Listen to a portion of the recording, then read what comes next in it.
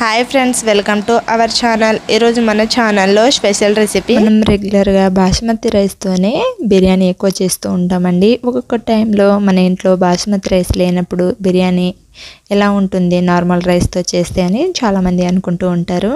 ఇలా కనుక చేస్తే స్పైసీగా పొడి పొడిలాడుతూ రైస్ అనేది చాలా బాగా వస్తుంది. దీన్ని వంట రాని వాళ్ళు కూడా చాలా ఈజీగా చేయొచ్చు. ఆ టిప్స్తో సహా చెప్తాను. వీడియోని ఫస్ట్ నుంచి ఎండ్ వరకు చూసేయండి. దీనికోసం ఒక బౌల్ తీసుకొని 1 kg వరకు చికెన్ని తీసుకున్నాను. సో మీకు దగ్గర ఎంత చికెన్ ఉంటే అంత తీసుకోవచ్చు. ఈ చికెన్ని 2-3 టైమ్స్ ఫ్రెష్గా కడిగి తీసుకున్నాను.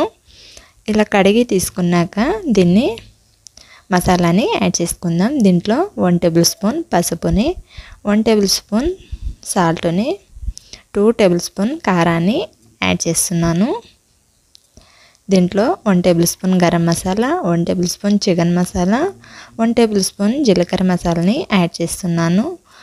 దీంట్లో 1 కప్ వరకు పుల్లటి పెరుగుని యాడ్ చేసుకోవాలి.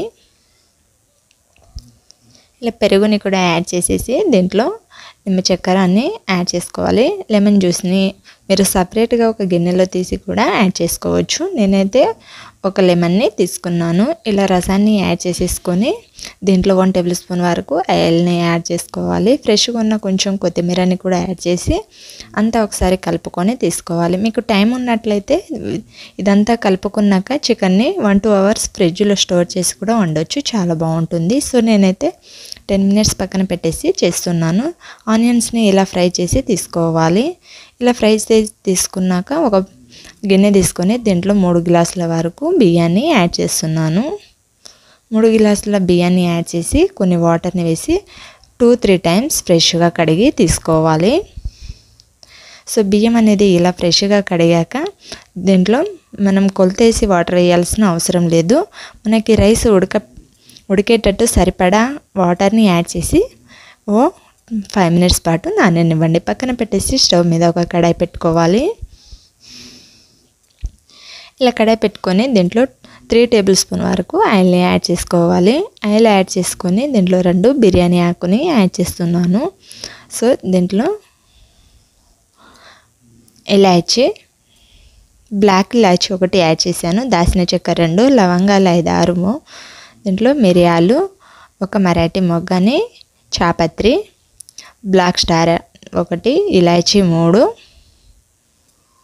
యాడ్ చేసుకొని 1 టేబుల్ స్పూన్ వరకు సాజీరాని యాడ్ చేసుకోవాలి. బిర్యానీ స్పైసెస్ అన్నీ యాడ్ చేసేసి దీంట్లోకి నిలువుగా పొడవుగా కట్ చేసి పెట్టుకున్న పచ్చిమిర్చి 3-4, కొంచెం 2 ఆనియన్స్ని సన్నగా కట్ చేసి యాడ్ చేసుకొని అంతా ఒకసారి కలుపుకొని 1 మినిట్ పాటు ఫ్రై అయ్యాక దీంట్లో 1 టేబుల్ స్పూన్ ఫ్రెష్గా ఉన్న అల్లం వెల్లుల్లి పేస్ట్ని యాడ్ చేసుకోవాలి. పేస్ట్ యాడ్ చేసుకొని అంతా ఒకసారి కలుపుకొని 1 మినిట్ పచ్చివాసన పోయేంత వరకు ఫ్రై చేసుకోవాలి. అల్లం వెల్లుల్లి పేస్ట్ మీరు కావాలంటే మనం ముందుగా కలిపిన చికెన్లో కూడా యాడ్ చేయొచ్చు. సో ఇలా పోపులో యాడ్ చేస్తే బిర్యానీ టేస్ట్ అనేది బాగుంటుంది. సో ఇలా కలిపేసుకొని దీంట్లో 1 లేదా 2 పండుటి టమాటోస్ని సన్నగా కట్ చేసి యాడ్ చేసుకోవాలి. యాడ్ చేసుకొని వీటిని కూడా 1-2 మినిట్స్ బాగా మగ్గనివ్వాలి. ఇలా మగ్గాక మనం కలిపి పెట్టుకున్న చికెన్ని యాడ్ చేసేసుకోవాలి. ఇలా చికెన్ అనేది కంప్లీట్గా యాడ్ చేసుకొని అంతా ఒకసారి కలుపుకొని తీసుకోవాలి. సో ఇలా అంతా కంప్లీట్గా కలిపి తీసుకున్నాక మనం అది కుక్ అయ్యేలోపు రైస్ని కూడా కుక్ చేసుకోవాలి. నేనైతే మరో స్టవ్ మీద రైస్ని పెట్టి దీంట్లో కొంచెం సాజీరా, బిర్యానీ ఆకు, లవంగాలు యాడ్ చేశాను. కొంచెం కొత్తిమీరని కూడా యాడ్ చేసుకొని దీంట్లో రైస్ అనేది పొడి పొడి రావడానికి కొంచెం 1 టేబుల్ స్పూన్ వరకు ఆయిల్ని యాడ్ చేసుకోండి. మీకు నెయ్యి ఫ్లేవర్ నచ్చితే నెయ్యి కూడా యాడ్ చేయొచ్చు. 1 టేబుల్ స్పూన్ నేనైతే ఆయిల్ని యాడ్ చేశాను. సో యాడ్ చేసి అంతా ఒకసారి కలుపుకొని దీంట్లో రుచికి తగ్గ సాల్ట్ని యాడ్ చేసుకోవాలి. రైస్ని ఉడకనివ్వాలి. సో మనం కుక్ చేస్తున్న చికెన్ అనేది కూడా కుక్ అవుతుందండి. దీంట్లోకి 1 టేబుల్ స్పూన్ వరకు కస్తూరి మెంతిని యాడ్ చేసుకోండి. ఫ్లేవర్ బాగుంటుంది బిర్యానీకి.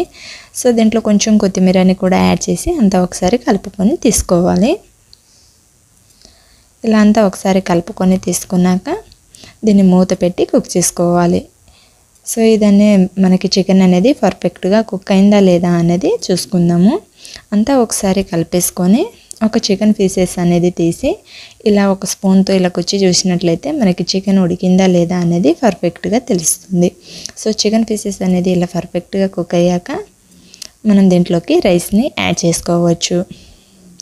రైస్ అనేది కూడా నేనైతే 70% వరకు ఉడకబెట్టుకొని తీసుకున్నాను. రైస్ని 30% వరకు మనకి రెండు కలిపి తీసుకుంటాం కదా, దీంట్లోకి కవర్ అయిపోయి రైస్ అనేది పొడి పొడిగా వచ్చేస్తుందండి. ఇక్కడే ఈ టిప్స్ని మాత్రం పక్కా పాటించండి. రైస్ అనేది 70% వరకు కుక్ అయితే సరిపోతుంది. నేనైతే కొంచెం చికెన్ని తీసి ఇలా రైస్ అనేది కొంచెం యాడ్ చేశాక పైనుంచి కొంచెం యాడ్ చేసుకొని మనం ముందుగా ఫ్రై చేసి పెట్టుకున్న ఆనియన్స్ని యాడ్ చేసుకోవాలి. దీని మీద కొంచెం కొత్తిమీరని, మీకు నచ్చితే కొంచెం ఫుడ్ కలర్ని యాడ్ చేయండి. నేనైతే 1 టేబుల్ స్పూన్ నెయ్యిని యాడ్ చేస్తున్నాను.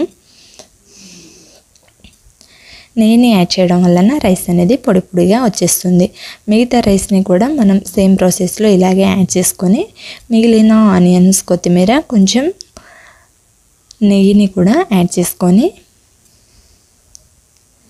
దీన్ని మూత పెట్టి కవర్ చేసుకోవాలి. మూత అనేది మనకి గ్యాప్ లేకుండా ఉండాలి ఫ్రెండ్స్. మీకు సమానంగా ఈవెంట్గా ఉన్న మూతనైతే బరువుగా కొంచెం వాటర్ అయినా ఏదైనా పెట్టుకోండి. నేనైతే ఈ మూతని కవర్ చేశాను. నాకైతే గింత కూడా గ్యాప్ లేకుండా పర్ఫెక్ట్గా వచ్చేసింది. సో ఇలాంటి ఒక మూతను చూసి పెట్టుకున్నట్లయితే మనకి బిర్యానీ గాలిపోకుండా పర్ఫెక్ట్గా దమ్ బిర్యానీలా కంప్లీట్ అయిపోతుంది.